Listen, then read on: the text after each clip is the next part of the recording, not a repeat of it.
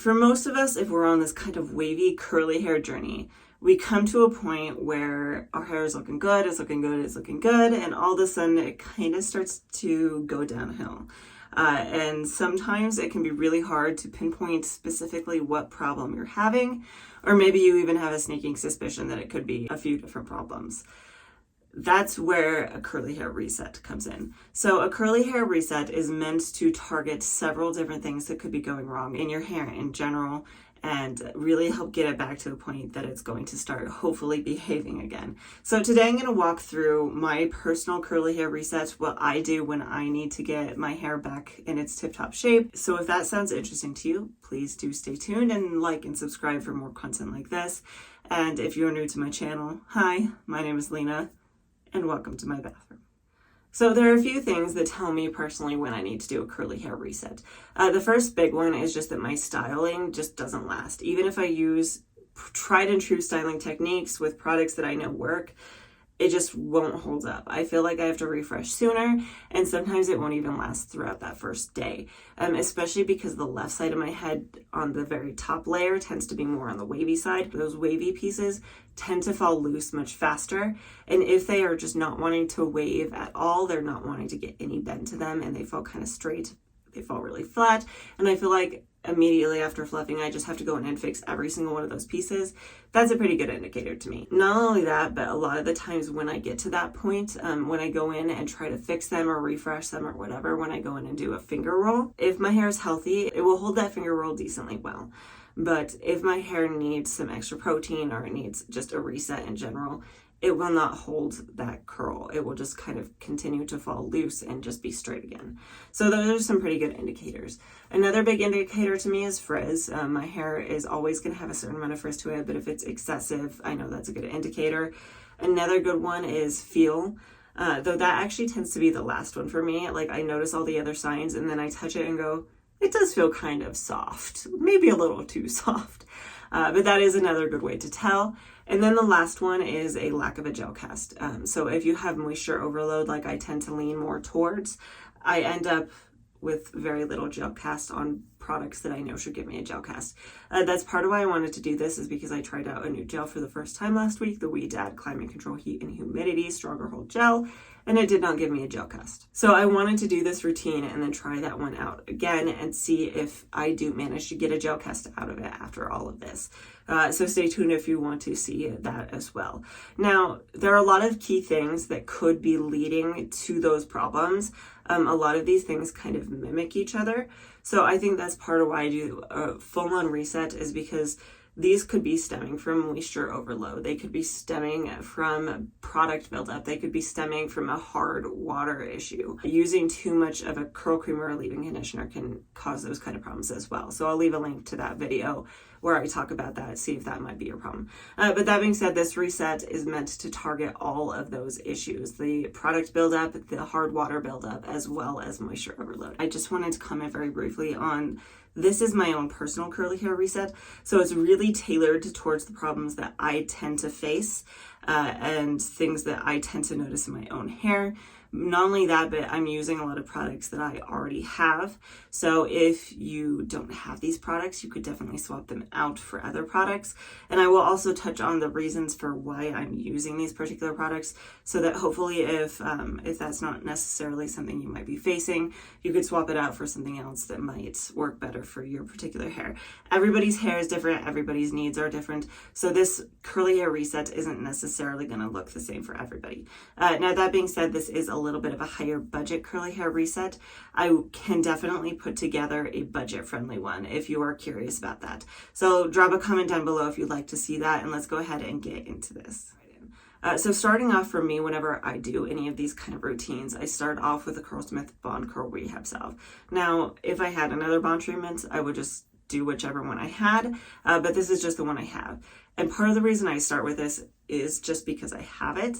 I should use it. The other reason though is because it's probably going to give you a little bit of a boost, just as a good baseline. I will be linking all of the products in this video down in the description box below for you to check out if you're curious. So I did go in with this Bond Curl Rehab Salve. The first thing you want to do is make sure your hair is brushed out. So I did go in with a tangle teaser and very gently work through my hair. If you have never seen my hair brushed out, that is what it looks like. It's very puffy, it's very frizzy, and it's actually really kind of hard to tell that it's even curly. And so if you know somebody whose hair looks like this, definitely send my channel their way, because I did not think that my hair was curly growing up. I just thought it was frizzy. That being said, so I went in and I sectioned off my hair into 3 different sections after I brushed it through. Part of this is just give me maximum control, make sure I can cover as many strands as possible, give it the best chance of working. Per the instructions, I dampened each section down, and then I went in with the product. It says to saturate thoroughly, so I really went in and made sure that I could actually feel it in my hair. And then this part is also optional, but I then did go in and do some twists or some rope braids, depending on what you call them. So if you have never done one of these before, what you do is you're going to take your hair. The strands that you pick are going to kind of depend. You can definitely do larger sections if this is something that's new to you. Theoretically going to be more effective in smaller sections. So you take a smaller section, split it in half, and then you're going to take either the bottom or the back section and twist it away from your face, and then pull it up and over the top.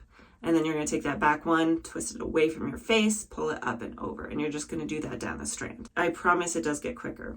So this is often called curl training. I can't 100% say that this is going to be effective, but on the other side, I don't feel like it's going to hurt. So I did that throughout my entire head, and then I put it up and away. Per the instructions, you can leave this in 15 minutes to an hour, and I chose to leave it in for, I think it was about 45 minutes before I went ahead and hopped in the shower. So when I did hop in the shower, I pulled out those twists and wet my hair down thoroughly. Now, when you're choosing your shampoos, you have 2 options of the type of shampoos you want to use for a full-on reset. The first is a clarifying shampoo, which is going to target product buildup. A lot of the times, these products just build up on our hair and they need to be removed. So a clarifying shampoo is definitely a good option. Now, I personally live in an area that has hard water. If you have no idea what I'm talking about and the effects of hard water in your hair, I'll link my video on it previously up above. So I chose this time around to go in with a chelating shampoo. The chelating shampoo I chose is actually one that's new to me. I actually have never used this before. So this is the Ion Purifying Solutions Hard Water Shampoo. I had always been going off the assumption previously that this was a more expensive product because I think the 1 or 2 times that I looked into it, it was something like $18 to $20. But more recently, I looked at it and it was actually closer to $13. So I went ahead and scooped it up. That being said, I start off with this product.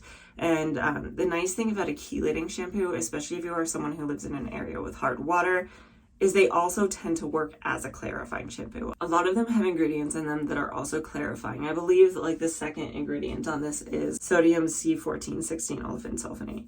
By the way, this is a sulfate-free shampoo as well, just in case you were curious. That being said, I went in with this particular product and I worked it onto my scalp and really worked it in with my fingers, and I wasn't noticing much of a lather. Now that can be one of 2 things. One, it could just be the product. 2, it could be that my hair was just that gross. So I decided to go in and do a second cleanse, and I did get a much better lather. So on that second one, I worked it into my scalp yet again, and then this time I actually did work it down the lengths of my hair.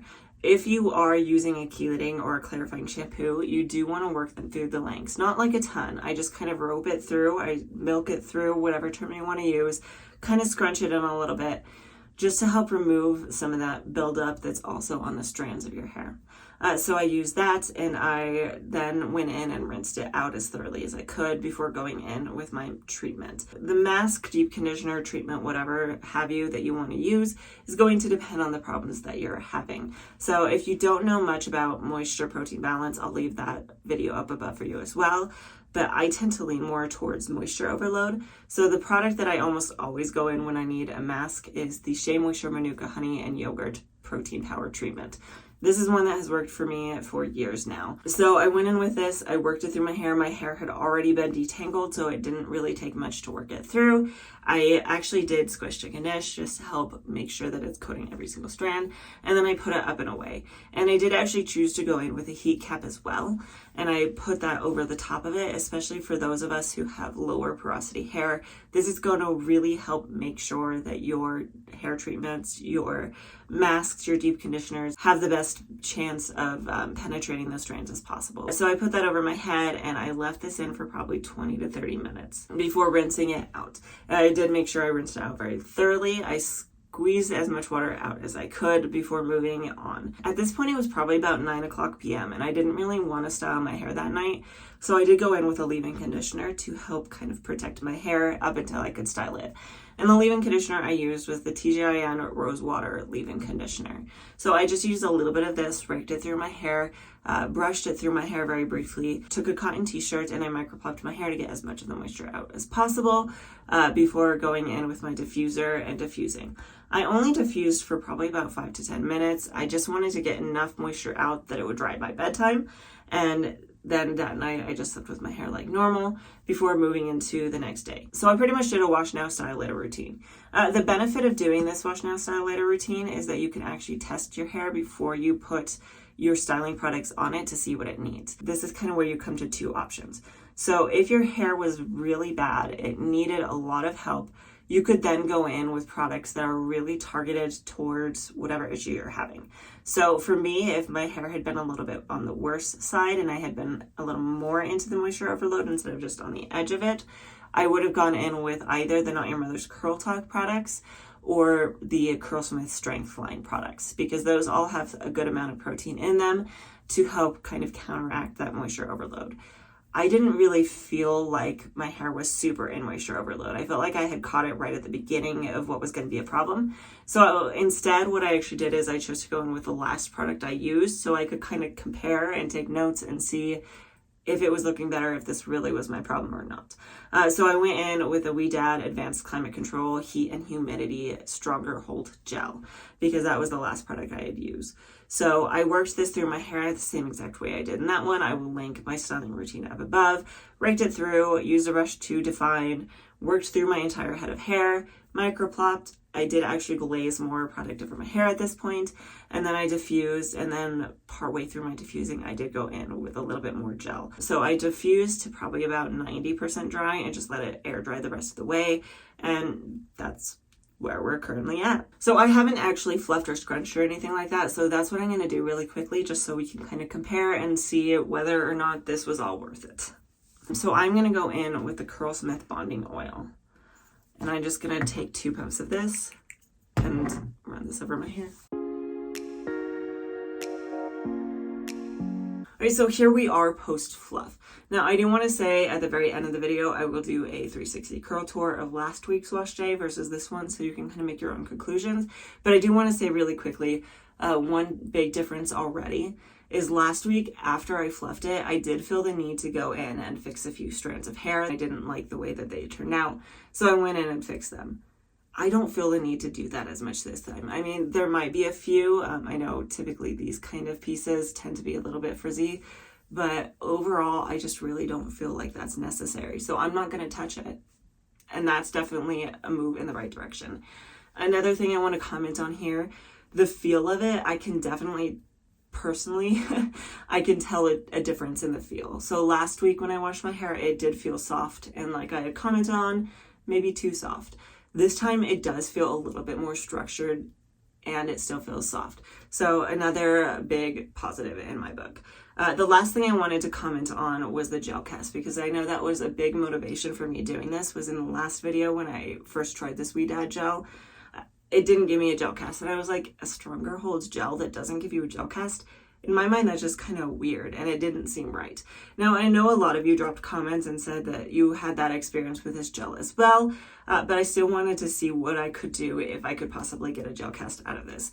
And when I say see if I could get a gel cast out of this, I mean what I did was I microplopped, I put more gel on my hair, I hover diffused for a little bit, I put more gel on my hair, I pixie diffused for a little bit, I put more gel on my hair, and then I finished drying my hair, and at the end of it, I still didn't get a gel cast today. I can confidently say that the Wavy Climate Control Heat and Humidity Strongholds Gel just does not give me a gel cast, and that is okay. Now, it really does depend on your personal preference. Some people like that gel cast because it gives them that security that they now have hold to their hair. I do know from last week, even with whatever issues my hair might have been having, that this still held up pretty well. So overall, my final thoughts on whether or not this particular hair reset did its job. I personally think it did. I think my hair looks better. You'll have to let me know what you think. But either way, I did want to make sure that I had a really good baseline for my hair because I do test out a lot of different techniques and products, and it's really important when you make videos like this to keep it healthy, because next week I am going to be doing a curl cream battle where I test different curl creams to see if they give you any hold. So if that sounds like something you are interested in, definitely like and subscribe. I do post a new video every single Friday, so hopefully I will see you next time.